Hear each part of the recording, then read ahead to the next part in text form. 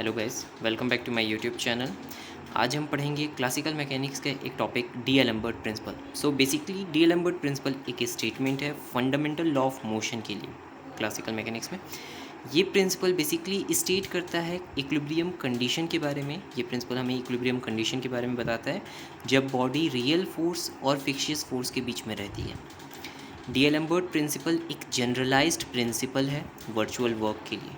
जब भी body statistical condition से या स्टैटिकल सिस्टम से डायनामिकल सिस्टम की तरफ मूव करता है, बट उसके लिए ज़रूरी कंडीशन क्या है कि उसमें इनर्शियल फोर्स का एग्जिस्ट करना ज़रूरी है। डी-एलेम्बर्ट प्रिंसिपल को अप्लाई किया जा सकता है काइनेमेटिक कांस्टेंट में। Kinematic constant means limitation of the motion, ठीक है। सो डी-एलेम्बर्ट प्रिंसिपल को हम ऐसी चीज़ों में भी अप्लाई कर सकते हैं जहाँ पास मोशन का लिमिटेशन हो।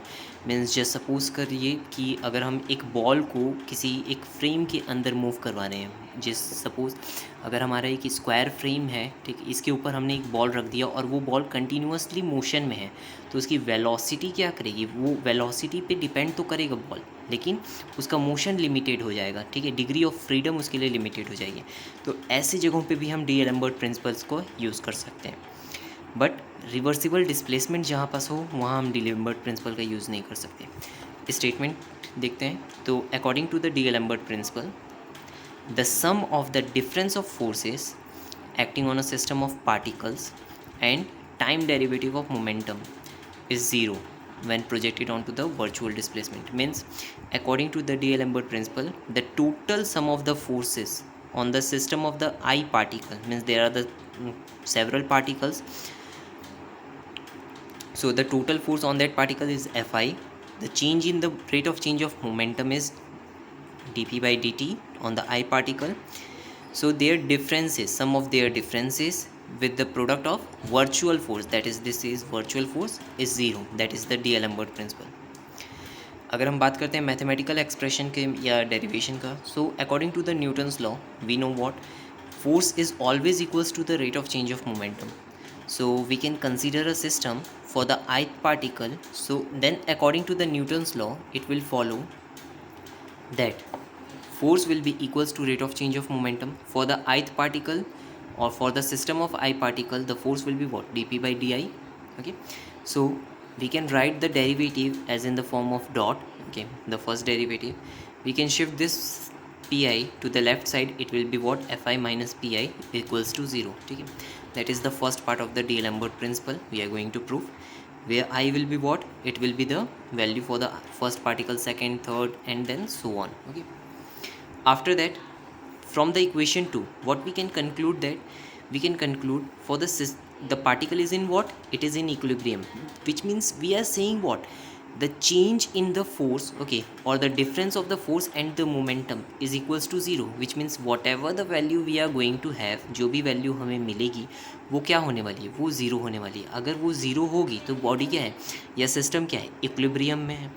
और फोर्स है और मोमेंटम है, ये दोनों एक्चुअल में है क्या, फोर्स ही हैं, ठीक। सो इनका डिफरेंस भी क्या होगा, फोर्स होगा।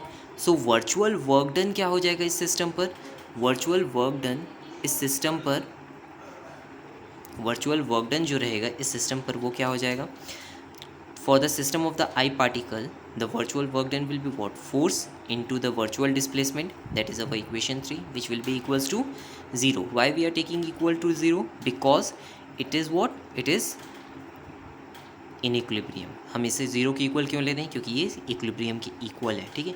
सो वर्चुअल वर्क डन क्या हो जाएगा, force into virtual displacement, that is equals to 0. Now if we conclude that the force, we are talking about the force for the ith particle, so this force will be equals to what, this force will be equals to the sum of the force, fictitious force plus the force that cause the change in the acceleration. means ये total force जो होगा, एक यही force momentum के लिए responsible है। तो ये फोर्स जो मोमेंटम को अफेक्ट किया और एक फिक्शियस फोर्स जो हमने समझा, ठीक है। तो इस वैल्यू को, एफ आई की इस वैल्यू को इक्वेशन 3 में अगर हम पुट करें तो हमें इक्वेशन ये मिल जाएगा, ठीक। इस इक्वेशन से हम क्या बोल सकते हैं कि हम रेस्ट्रिक्ट कर रहे हैं हमें खुद को, कि हम क्या कर रहे हैं, हम रेस्ट्रिक्ट कर रहे हैं कि एक वर्चुअल मोशन का हम जब बात कर रहे हैं, तो वर्चुअल मोशन का जब हम रेस्ट्रिक्ट कर रहे हैं कि वर्चुअल मोशन होगा ही नहीं, हमने जो चीज़ सोचा, तो अगर वैसा नहीं होने वाला है तो वर्चुअल वर्क क्या हो जाएगा, 0. So this value will be 0, then we are going to have only this much. So ये वैल्यू अगर 0 हो गया तो इक्वेशन 4 कंक्लूड हो जाएगा इसमें, और इसी चीज़ को हम ऐसे भी लिख सकते हैं इस टर्म्स में, ठीक है। सो ये हमारा डी एलम्बर्ट प्रिंसिपल हो गया। अब एक चीज़ और समझते हैं कि काइनेमेटिक कांस्टेंट का जब हमने बात किया, ठीक है, हमने जब काइनेमेटिक कांस्टेंट का बात किया तो जस्ट सपोज करिए ये हमारे पास एक फ्रेम है, ठीक है, ये हमारे पास एक फ्रेम है। इस फ्रेम के अंदर अगर हम कोई भी एक पार्टिकल को रखते हैं जो मोशन में है, ठीक, वो पार्टिकल इससे बाहर नहीं जा सकता, ठीक है, इस फ्रेम से वो पार्टिकल बाहर नहीं जा सकता, तब क्या होगा, उस पार्टिकल का, उस बॉल का मोशन यहाँ पे लिमिटेड हो जाएगा। ये काइनेमेटिक कांस्टेंट हुआ, ठीक है। और डिग्री ऑफ फ्रीडम भी उसकी लिमिटेड होगी, ठीक है, डिग्री ऑफ फ्रीडम भी चेंज हो जाएगी।